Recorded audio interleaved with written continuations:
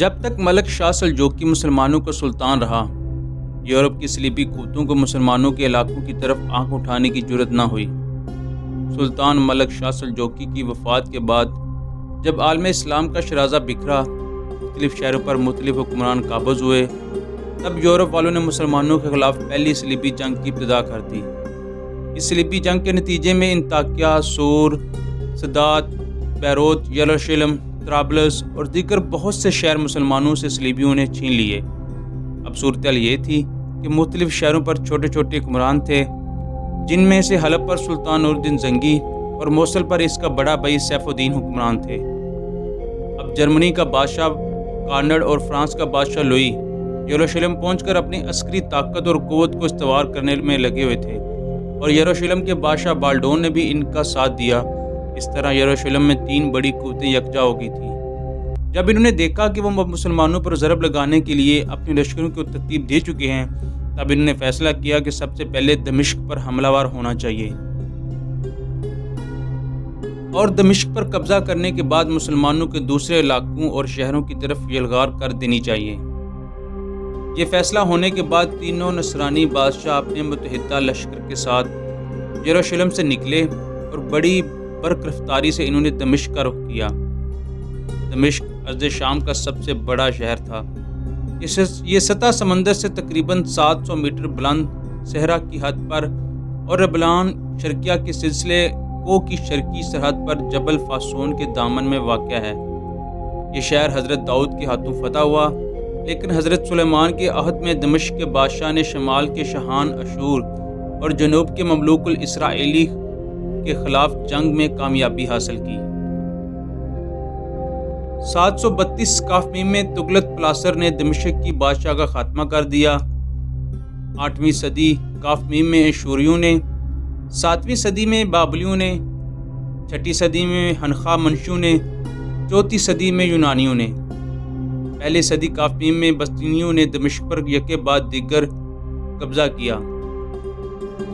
64 ء میں دمشق روم سلطنت کا ایک صوبہ بنا، رومیوں کی جگہ پر بسطینیوں نے سنبھالی۔ 395 میں یہ سلطنت شرقیہ کا ایک حصہ بن گئی۔ 612 میں ایران کے بادشاہ خیروسانی نے دمشق پر قبضہ کر لیا، اور 627 میں ایرانی شہنشاہ کی وفات کے بعد دمشق خالی کر دیا گیا، اور 624 میں رومن بادشاہ ہرکولیس اس پر قابض ہو گیا۔ 635 میں حضرت خالد بن ولید اور حضرت ابو عبیدہ ابن جراح نے دمشق پر حملہ کیا، اور دمشق پر قبضہ کر کے مغرب کی 1000 سالہ سیاست کا خاتمہ کر دیا۔ حضرت عمر نے یزید بن ابی سفیان کو دمشق کا والی نامزد کیا۔ بہت جلد دمشق کو ایک مقدس شہر کا درجہ حاصل ہو گیا۔ روایات کی روشنی میں ان مقامات کا سراغ لگایا گیا جنہیں انبیاء سابقین نے شہرت عطا کی تھی۔ جب زائرین کی تعداد میں اضافہ ہونے لگا، زیادہ تر لوگ جبل قاسون میں دیکھنے جاتے تھے، جہاں حضرت آدم کے بیٹے قابیل نے اپنے بھائی حابیل کو قتل کیا تھا۔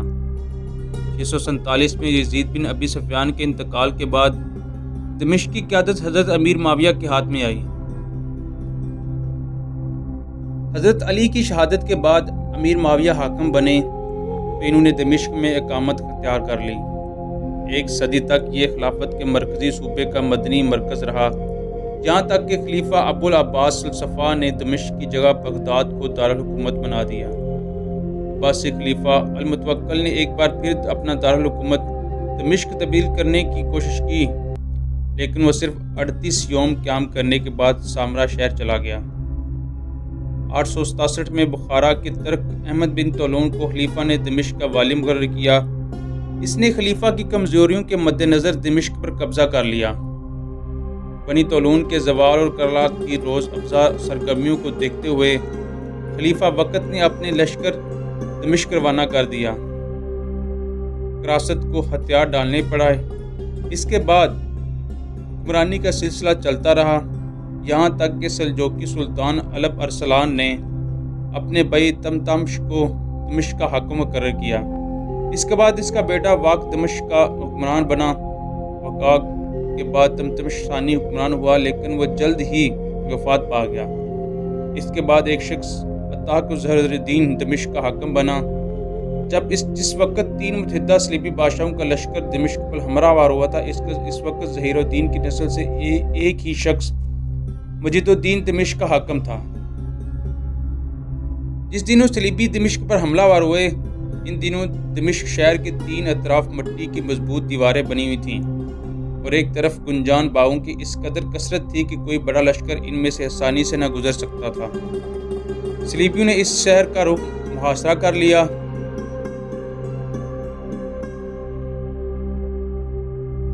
دمشق کا حاکم مجید الدین بڑا نااہل آدمی تھا اور اس کی نااہلی اور نالائکی کی وجہ سے اس کا وزیر مجید الدین حکومت کے سیاہ و سفید کا مالک بنا ہوا تھا۔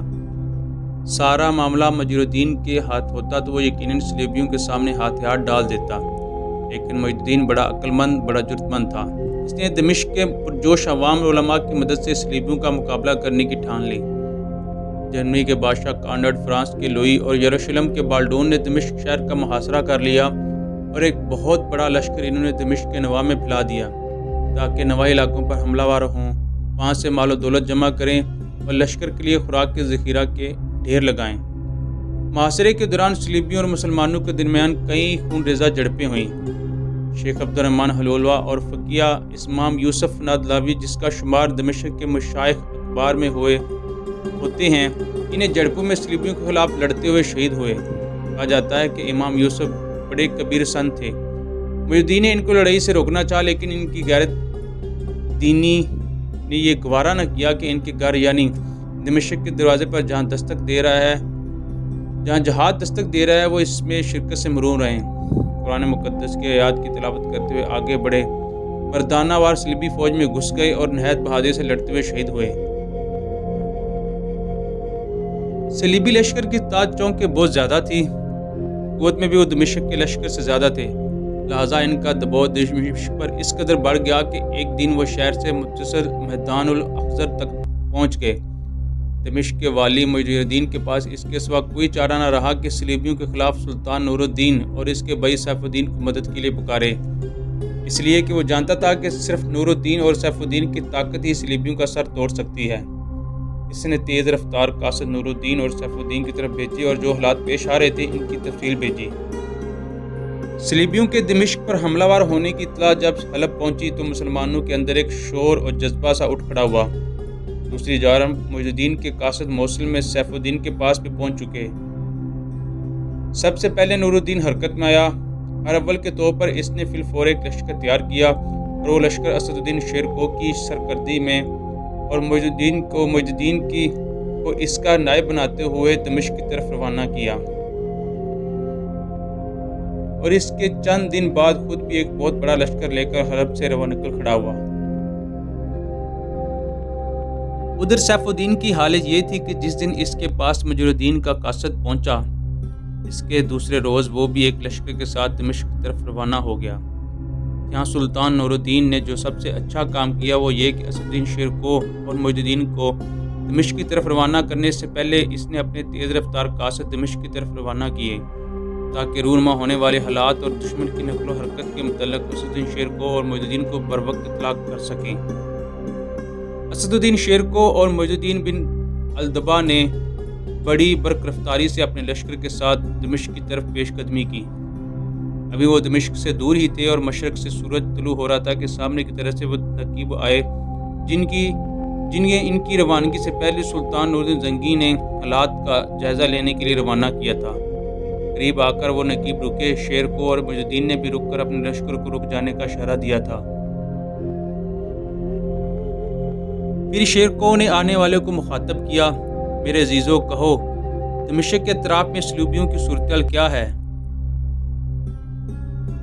امیر فرانس کے بادشاہ لوئی، جرمن کے بادشاہ کانرڈ اور یروشلم کے بادشاہ بالڈون نے دمشق کا محاصرہ کر رکھا ہے، اور دمشق کا وزیر مجید الدین دمشق کے اندر جو حفاظتی لشکر ہے اس کے ساتھ کمال جرأت مندی کا مظاہرہ کرتے ہوئے صلیبیوں کو روکے ہوئے ہے، لیکن دمشق کے اندر جو لشکر ہے زیادہ دن تک صلیبیوں کی سلگار کو نہیں روک سکے گا۔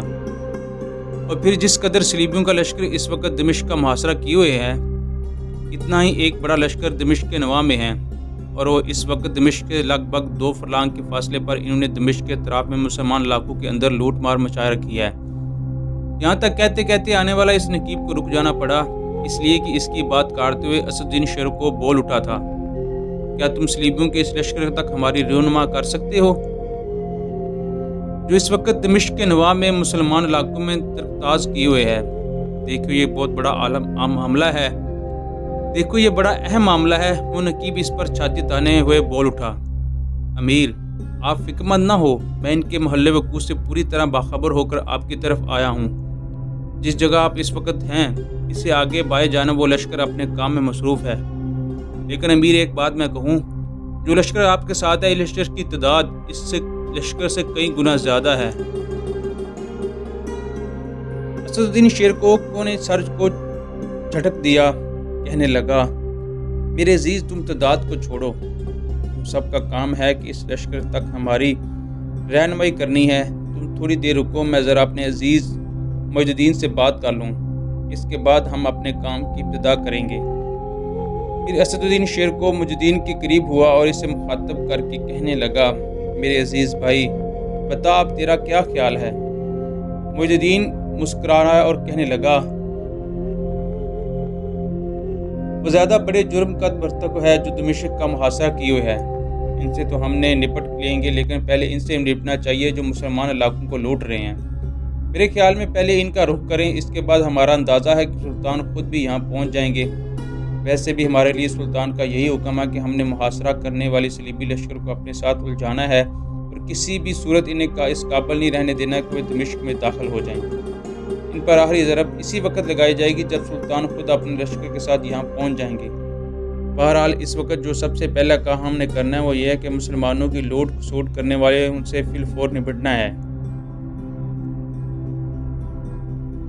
मुइज़ुद्दीन की इस गुफ्तगू से असदुद्दीन शेर को इत्मीनान और खुशी का इजहार करते हुए कहने लगा, अगर ये बात है तो इब्नुल दाया सुनो, ये जो हमारे नकीब आए हैं इनको भी दो हिस्सों में तकसीम करते हैं, अपने लश्कर को भी दो हिस्सों में तकसीम करते हैं।